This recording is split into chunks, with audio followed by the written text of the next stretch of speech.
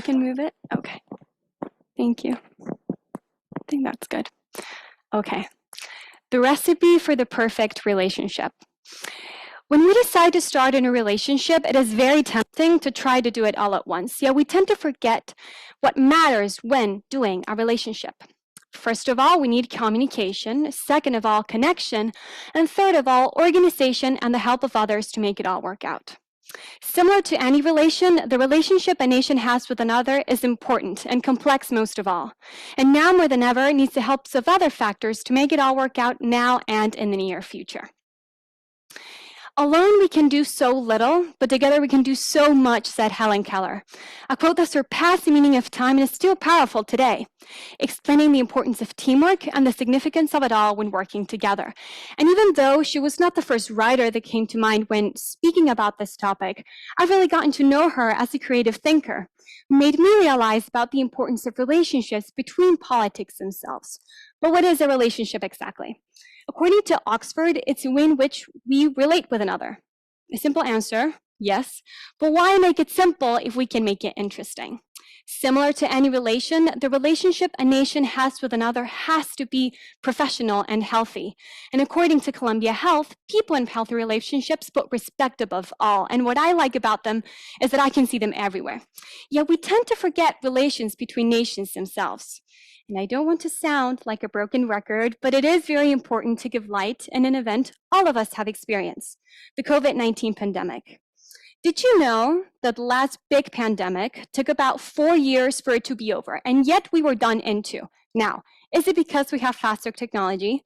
Yes, but I do think that we as nations acted like any good relationship would. We helped each other out. From masks to vaccine making, we were there for each other. And even though the pandemic was one of the darkest times in recent history, it really helped us realize that with teamwork, we can accomplish the impossible. Now, do any of you use social media? Yes, I do too. I'm Gen Z, so I do. And I'm not going to lie to you, I use it to communicate with my friends and stay up with current events, but I'm not going to sit here and talk about how great Mark Zuckerberg is, but I will gladly talk about how his technology truly changed the world.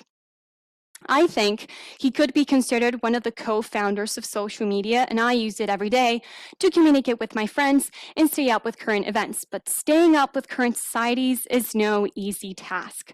But social media has proven to work on something. The New York Times recently published an article talking about Ukraine's clever idea to use social media as a war weapon during this war. And the post of 109 baby strollers went viral over the internet last May, showing us that 109 babies had died during the month of May that year. And what I felt that day, which was very upsetting, they feel 24/7. And I do think that, yes, social media may have its mishaps, but if this war had occurred 30 years ago, the outcome could have been very different. I once read a book, it was called Half the Sky, and it was not only the book that got me into reading, but really was the book that opened the door for me to investigate about unknown global issues, such as the air pollution in China and the oppression of people with albinism in sub-Saharan Africa. And the way I discovered this last topic was quite unique, as it was selected for me to debate in an open debate inspired by the UN itself. And we all know that the UN talks a lot about women, children, and education, but more recently, it has also focused on talking about minorities, such as the LGBTQ plus community and women in underdeveloping countries. But not only the UN, but also organizations such as ICBAT and Under the Same Sun have given something to these minorities they could only dream of years ago. They gave them light. They gain power as a result, and we as individuals gain something even greater. An understanding, an alliance with no political color, no sexual orientation, no race, no nothing. Just us coming together to fight for the rights of these people. So now it's time to do something big. How we interact with each other is set by how nations interact with one another, but they can no longer do it alone. Now more than ever, we need teamwork to succeed, social media to inform, and organizations to help make this beautiful world a better one yet. Please take that with you when you walk away. Thank you. Do I take it off? Okay.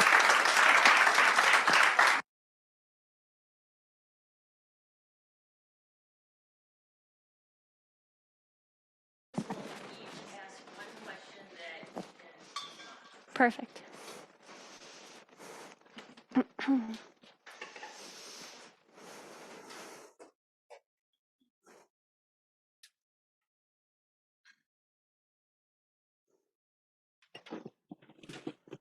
Hi. Hi. I would like to know, why did you choose this topic?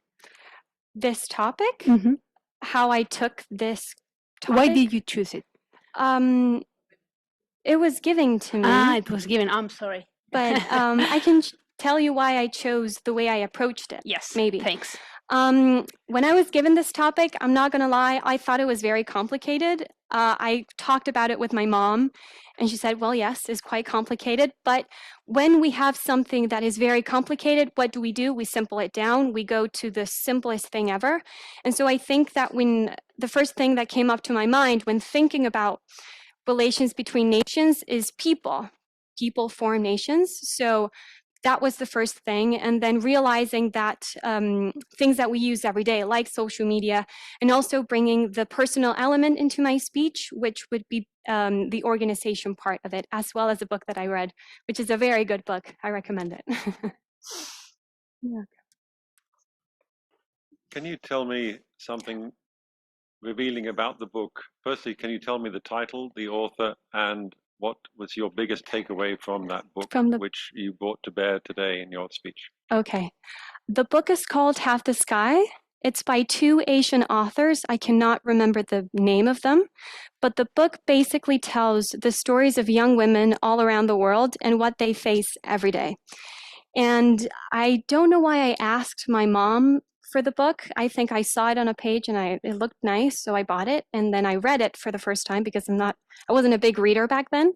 But it really opened my eyes to something that I know that was happening, but I didn't, take it with me. And one of the topics that stuck with me was maternal mortality in underdeveloping countries. So that was my takeaway of the book. And when thinking about this topic, I thought we as people know a lot of things that are happening, but we don't really put ourselves in that place. So when writing this speech, I thought, why not bring this book into a big speech about nations and relationships and put it into the works? So not only the book could get some recognition, but also to demonstrate that the smallest of things, like a book written by two people a long time ago, could be implemented in our world today. Thank you. Great. It's good.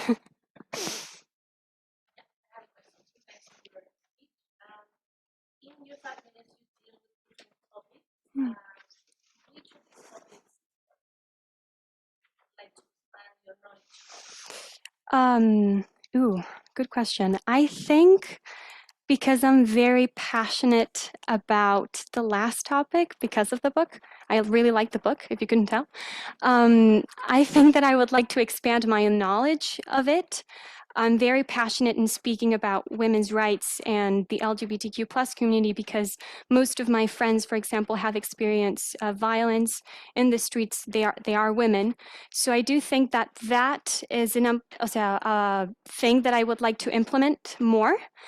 Yet I do think that all three themes are very interesting, but I feel the most passionate about the third one. Thank you. Now I give it to you.